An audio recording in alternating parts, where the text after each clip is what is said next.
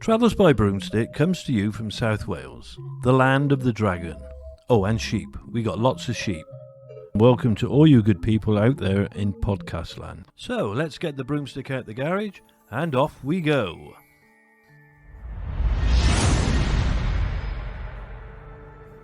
A magical woodland with a house that looks like it's straight out of a fairy tale, as our adventures take us to the ugly house. Today's journey takes us to the ugly house, Betus Road, Capel Corrig, Betusacoed, North Wales, UK.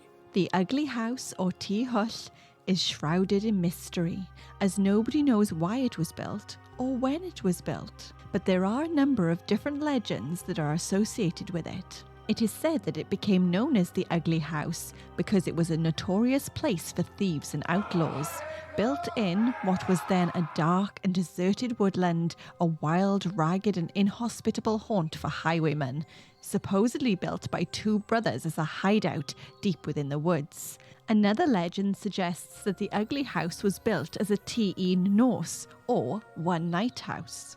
A one-night house was a commonly held folklore belief across Wales between the 17th and the 19th centuries. It stated that any man who could build a house on common land and have smoke coming out of the chimney by daybreak was permitted to stay there and keep the land around it for as far as he could throw an axe. As these houses had been built overnight, one-night houses were by necessity simple structures, and they would only need to last a short length of time. Then a more permanent structure could be built at the person's leisure, once the land had been claimed. This was often done by only constructing a fireplace with a small space in which the person could escape from the elements, whilst the rest of the house was being built. The huge stone chimney of the ugly house could have been built first, as a freestanding structure, with the big boulders of the rest of the house assembled afterwards. Nobody knows the exact date of the ugly house's creation, but there is a date of 1475 crudely carved onto the stone above the fireplace. But historical records show that the ugly house, in its current form, was built by the Gwydir estate in 1833, and although the exterior of the ugly house looks rough and rugged, it was actually very carefully created. The big boulders, some of which were estimated to be 3 tons in weight, were perfectly positioned to shed water outwards, and the gaps between the boulders are filled with small stones and packed tightly with moss. This construction was to make the whole structure waterproof and breathable, reducing damp and condensation inside, and with a fire lit, keeping the warmth inside, creating a cosy cottage environment. It does resemble a fairy tale house. In fact, the ugly house was once known as the Black Dwarf Cottage, because it resembles the cottage of the Black Dwarf in Sir Walter Scott's 1816 novel, The Black Dwarf. Scott described it as a solid but roughly built Scottish squatter dwelling of only stones in turf without any mortar. It is a Grade 2 listed building for its special architectural interest as an early 19th century picturesque cottage and for the historical interest of its early association with tourism in North Wales. The ugly house is now owned by the Snowdonia Society, a charity established in 1967 which works hard to protect the landscape and special qualities of the Snowdonia National Park. A member of the Snowdonia Society actually described the cottage as a place where you can almost see the 7 dwarfs coming out of the front door. The ugly house used to be the Snowdonia Society's office, but it is now a lovely little tea room and a honeybee information centre with a wildlife garden and woodlands that provide a wonderful walk that our dog Frank really enjoyed.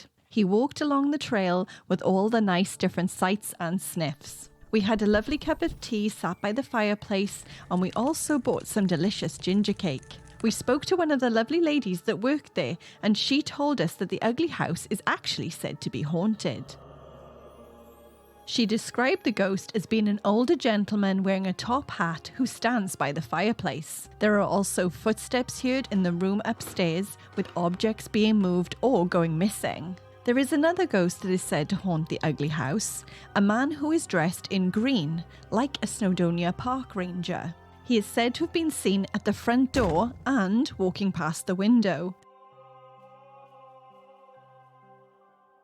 But these spooky sightings and haunted happenings don't give the place an uneasy vibe. The place is warm and welcoming and has apparently been welcoming tourists for many, many years, as the previous owner, Edward Riley, seemingly opened his home for people to take photographs and to look inside, with his wife Lillian happy to chat to all of her guests and make endless cups of tea. So it is kind of fitting that the Ugly House is now a tea room. Edward Riley and his wife Lillian moved into the Ugly House in 1928. Edward's health had suffered while serving as a soldier during the war, but in his spare time and over the years he made many improvements to the home, such as creating a first floor with 2 small bedrooms and the luxury of an indoor bathtub and an indoor toilet.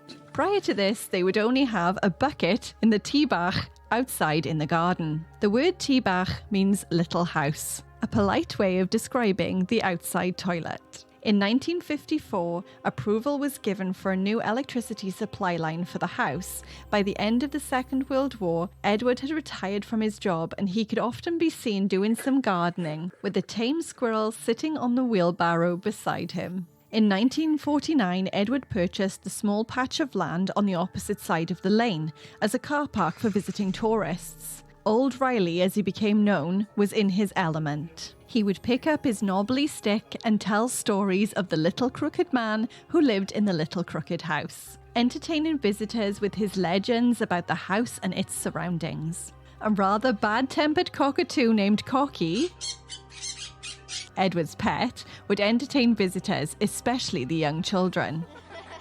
Edward's wife Lillian sadly passed away in 1960, only a few months after their diamond wedding anniversary, and Edward died a year later at age 84. And North Wales had sadly lost 2 of its most loved characters. It is said that there were so many pennies and sixpences pushed into nooks and crannies into the Ugly House as tips from appreciative visitors that a wheelbarrow was needed to take all of the money to the bank. So the Ugly House isn't so ugly after all. In fact, it's filled with lots of love and magical memories for so many people. If you would like more information on the Ugly House, you can buy the book Ty Hyll, The Ugly House, Legends, History, Garden and Woodland on the Snowdonia Society's website. So after this wonderful little adventure, how many brooms do you give the Ugly House? Well, I'm going to give the Ugly House 4.5 brooms, with an extra half a broom for the ginger cake. Woohoo, you do love a ginger cake, don't you? I certainly do.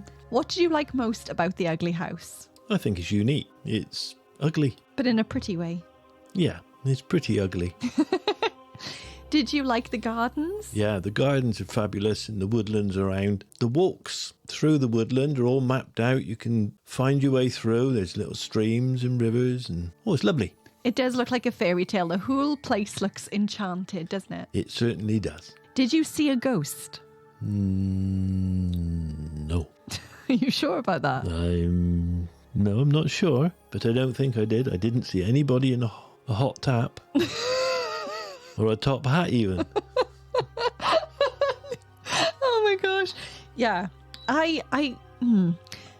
We had our tea. We did. Right by the fireplace. We did. Right by the fireplace. And when you left to buy that wonderful book. Yep. The fire did what? The chair moved. Oh, yes. The chair moved. And I don't know whether it was just a little bit off balance or what, but I was like, oh my gosh, the chair's just moved. Could that be the ghost of the Ugly House? Yeah, because I was in his chair. Yeah, maybe he didn't like that. No, it makes sense. Maybe it was the ghost of Edward Riley. We don't actually know who the ghost was. No, we don't. It could have been a previous owner. Yep, but generally speaking, I always get in the way, so why not for a ghost? Exactly. Did you enjoy your tea and cake, though, yes? Yes, it was lovely. Particularly the ginger cake. Fantastic. Fantastic. Well, that concludes our adventures at the Ugly House. This is part of a mini-series taking place in North Wales, so look out for the rest of this. Like and subscribe and do all those nice things, and do it quickly. Do it now. Have a magical day.